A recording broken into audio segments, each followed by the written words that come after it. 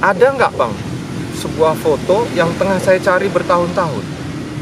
Akhirnya dia bilang, ada Edi, saya masih menyimpan foto Pak Lee Kuan Yew lagi nyangkul nanam pohon beringin bersama Pak Harto.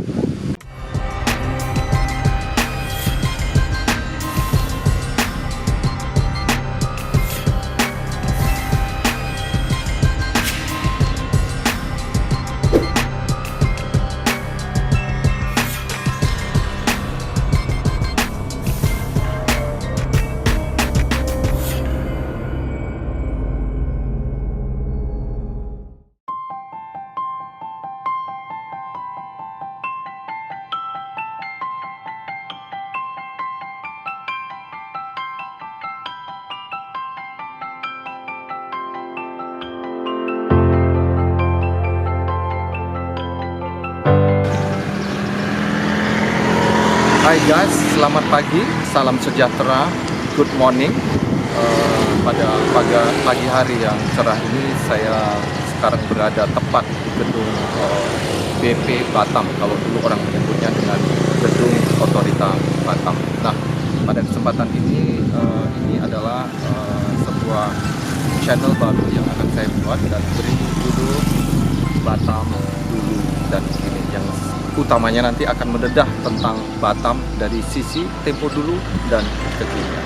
Nah, sekarang saya persis berdiri tepat di depan gedung BP Batam. Tapi hari ini untuk edisi perdana saya tidak akan membahas tentang gedung ini. Saya akan membahas sebuah tempat yang sangat bersejarah bagi Batam dan Kepulauan Riau. Apa itu? Ikuti saya.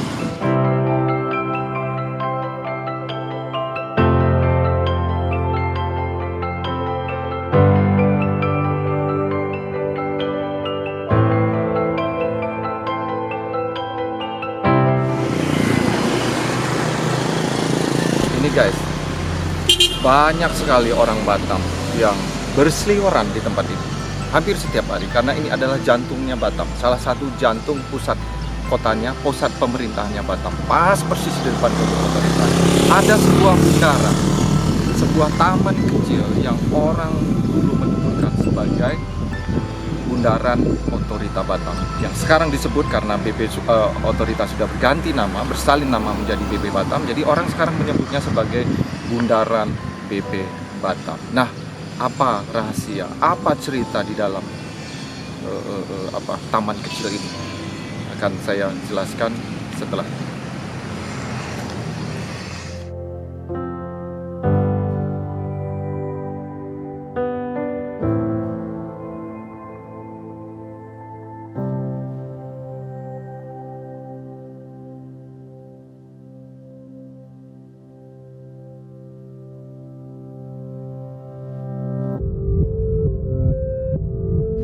Guys,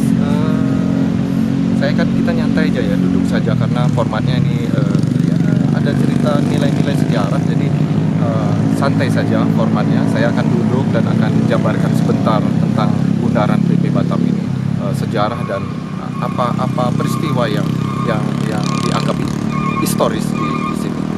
Kita duduk nyantai saja, saya akan jabarkan.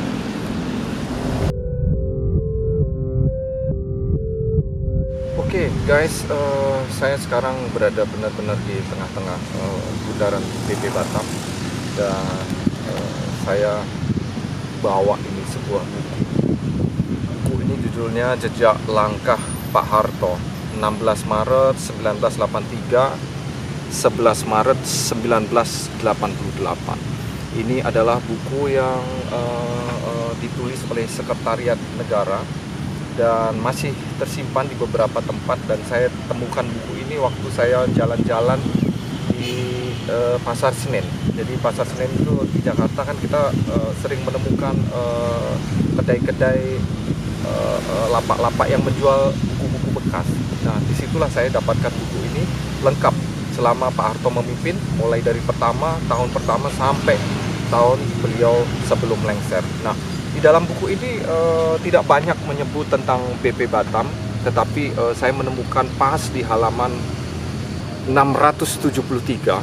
Di halaman 673. Di halaman ini tersebutkan bahwa pada hari Minggu 29 November 1987, Pak Harto itu datang ke Batam melakukan kunjungan kerja, dan luar biasanya tidak sendiri beliau. Beliau datang ke Batam menurut catatan ini pada 29 November hari Minggu 1987. Beliau ditemani sahabat karibnya. Siapa itu? Perdana Menteri Singapura, jiran kita, Lee Kuan Yew. Jadi begitu Pak Harto nyampe di Hang Nadim dulu 1987 belum begitu modern seperti sekarang. Nah, di masa itu begitu beliau datang, kalau menurut keterangan di buku ini, beliau bersama dengan Lee Kuan Yew. Lee Kuan Yew juga ada istrinya, Bu Tien Soeharto juga ikut.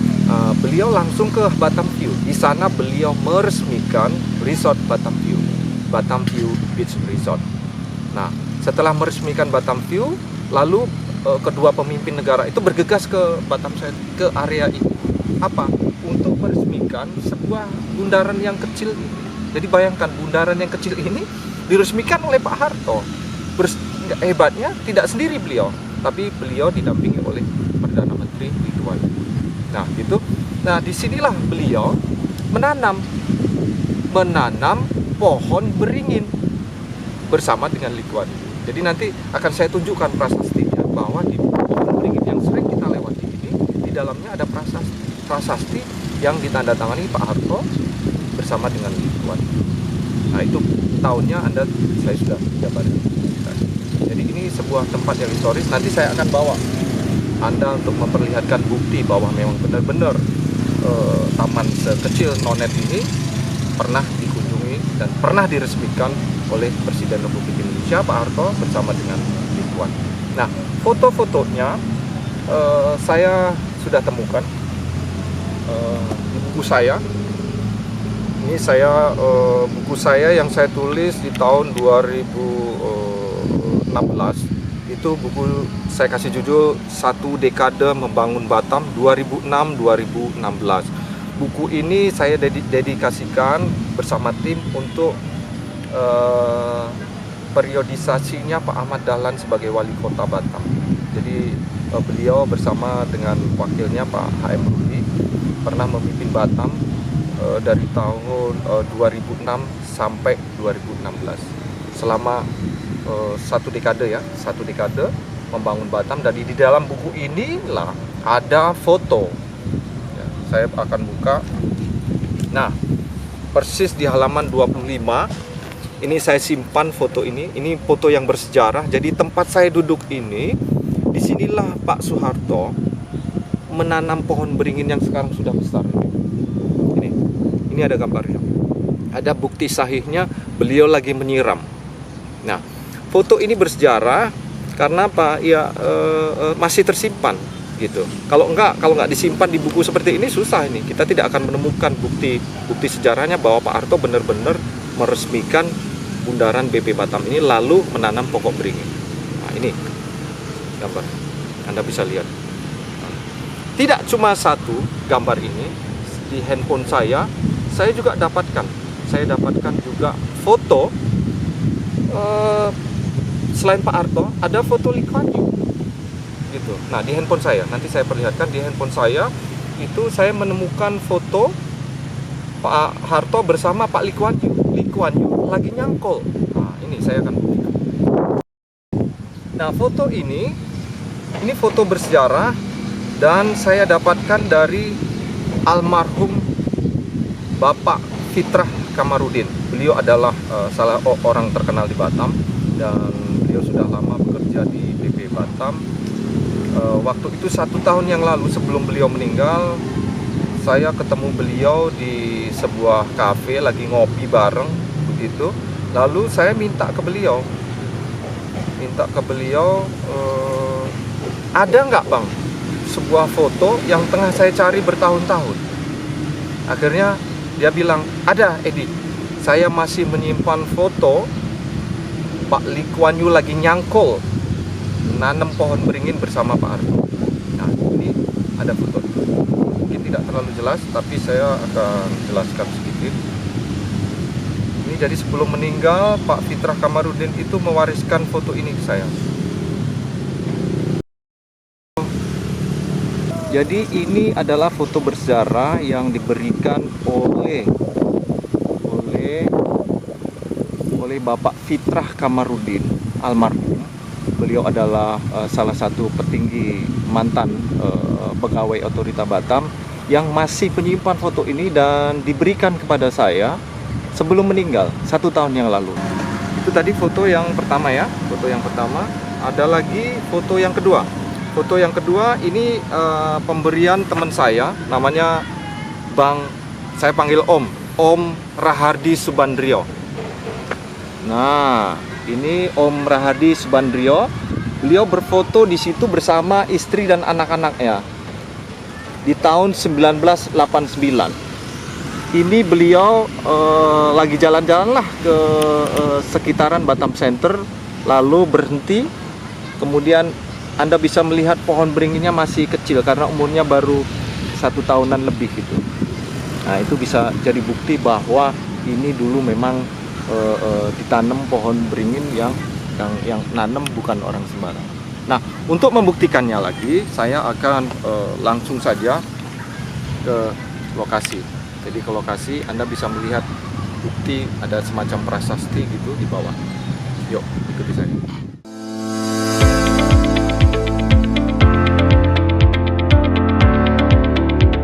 Nah, ini bukti ya, bukti sahih bahwa Perdana Menteri terkenal di ASEAN itu yang namanya Lee Kuan Yew bersama istrinya pernah ke sini, lalu menanam pohon beringin yang sekarang menjadi seperti ini. Ya, pohon beringin, kalau di tulisan ini, pohon beringin Ficus benyamina ditanam oleh Perdana Menteri Republik Singapura Lee Kuan Yew, Pulau Batam, 29 November 1987. Jadi tadi saya mungkin bisa mengulang lagi bahwa taman sekecil ini, taman bersejarah, mungkin kalau semacam geopark atau sebuah garden yang besar mungkin biasalah ya diresmikan oleh seorang kepala negara. Tapi ini hanya sebuah taman kecil, mungkin di bawah setengah hektar, tapi diresmikan oleh orang-orang hebat yang ada di Asia. Nah, itu satu bukti.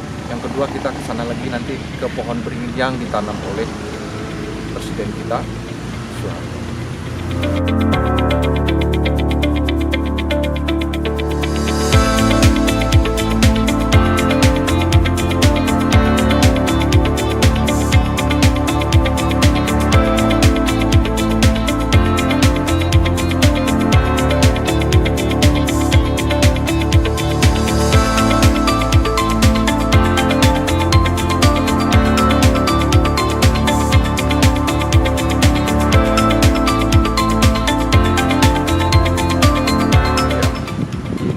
Pohonnya Lee Kuan Yew yang ditanam oleh Lee Kuan Yew yang ada di foto tadi, yang gambarnya lagi nyangkul beliau, lalu didampingi oleh Pak Harto bersama dengan istri, ada Ibu Tin. Ini bersejarah, inilah pohonnya yang ditanam oleh Lee Kuan Yew. Nah, selanjutnya akan saya bawa Anda ke pohon beringin yang ditanam oleh mantan Presiden Republik Indonesia sebelah sana.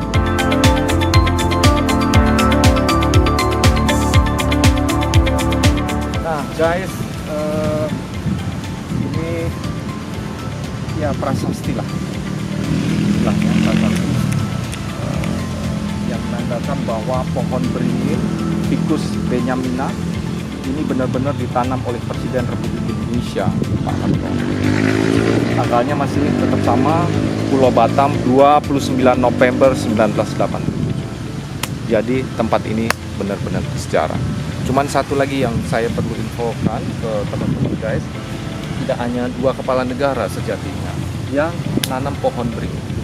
Masih ada satu lagi kepala negara jiran kita dari Malaysia. Anda bisa tebak siapa? Perdana Menteri Mahathir. Di mana beliau nanam pohon beringinnya? Saya akan ajak Anda ke sana.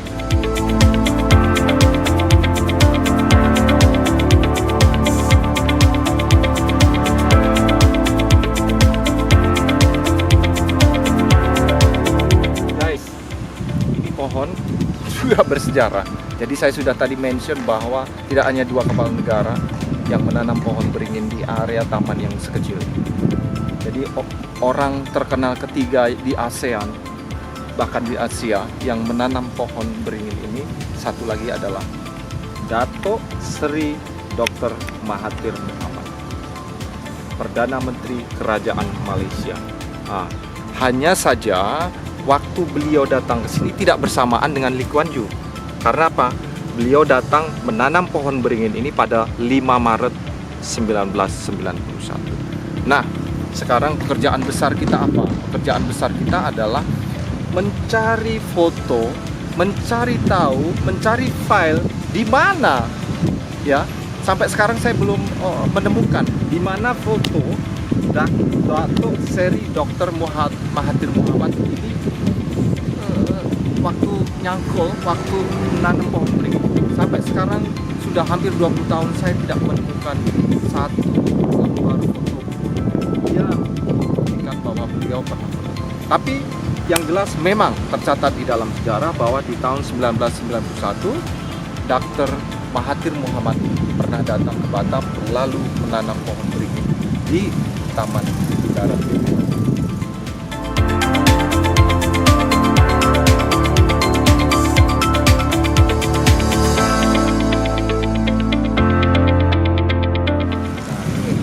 Ini saya di tengah saja. Ini Mahathir Mohamad. Nanti ini sebelah sini Pak Harto. Lalu di sebelah sana adalah hasil tanaman dari Perdana Menteri Singapura. Nah, cuman ada satu fakta yang menarik. Saya ingin sampaikan bahwa kalau di pohon-pohon ini ditanam di tahun 1987, logikanya pohon-pohon beringin ini sudah besar, tidak seukuran sedang seperti ini. Apa yang terjadi? Ternyata berkali-kali bagian pertamanan otorita Batam itu menanam pokok beringin kembali. Karena apa? Pohon-pohon beringin ketiga-tiganya itu tidak semua yang ditanam awal oleh Pak Soeharto, Lee Kuan Yew sama Dr. Mahathir Mohamad itu tumbuh. Jadi mati berkali-kali. Ini sudah mati berkali-kali. Lalu bagian pertamanan BP Batam nanam kembali. Jadi ini sebenarnya sudah tidak original sekali langsung dari mereka, karena pohon yang mereka tanam ternyata mati. Apa yang terjadi, kenapa bisa mati? Sampai sekarang juga menjadi teka-teki. Yang jelas sudah beberapa kali tanaman itu mati, lalu kemudian ditanam kembali oleh bagian pertamanan BP Batam sampai sekarang. Jadi inilah yang masih. Tapi toh demikian, ini tetap menjadi tempat yang sangat bersejarah di Kota Batam.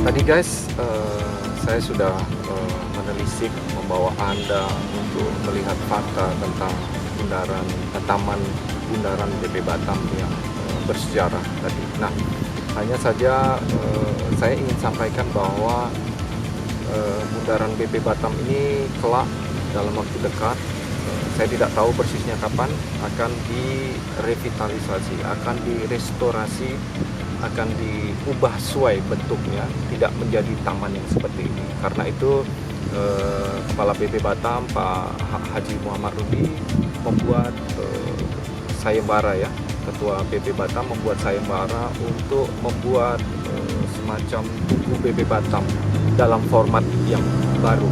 Karena ya itu tadi direvitalisasi. Nah, info yang saya dapat sudah ada pemenang sayembara, tapi saya tidak tahu persis bentuknya seperti apa, filosofinya seperti apa. Tapi satu yang pasti, kemungkinan pemenang sayembara itu akan dieksekusi bangunannya, bentuknya seperti apa saya tidak tahu persis seperti yang saya sampaikan. Tapi paling tidak nanti kabarnya tidak akan dibangun di tahun 2022, tidak juga di 2023. Kemungkinan besar pemenang sayembara untuk membuat bundaran BP Batam itu akan dieksekusi pada tahun 2024 mendatang. Karena apa? Karena memang Pak Rudi, Ketua BP Batam, sekaligus Wali Kota Batam, tengah berkonsentrasi untuk membangun infrastruktur, terutama jalan. Tapi kita tunggu saja kapan ini akan dibangun. Tapi saya ingin sampaikan bahwa kalaupun nanti revitalisasi dibangun, kami berharap agar tidak meluputkan 3 prasasti. Atau ide usulan saya adalah dibuatlah semacam ruang kecil, semacam galeri atau museum kecil apapun bentuknya di revitalisasi. Agar apa? Agar ada catatan sejarah. Jadi di situ dibuatlah semacam timeline historis bagaimana cerita tentang bundaran BP Batam, dan jangan sampai meluputkan atau membuang prasasti. Kalau sampai 3 prasasti dibuang, mungkin saya akan menggelar solo demo sendiri agar ini bisa dipertahankan situnya. Paling tidak kalau ada bangunan baru nanti ada di sini, disemati dengan bangunan baru, 3 prasasti itu tetap dipelihara atau diletakkan di satu tempat bersama dengan galeri, lalu nanti dibuat timeline historisnya bagaimana sejak mula cerita bundaran BP ini sampai kondisi yang oke, itulah ceritanya.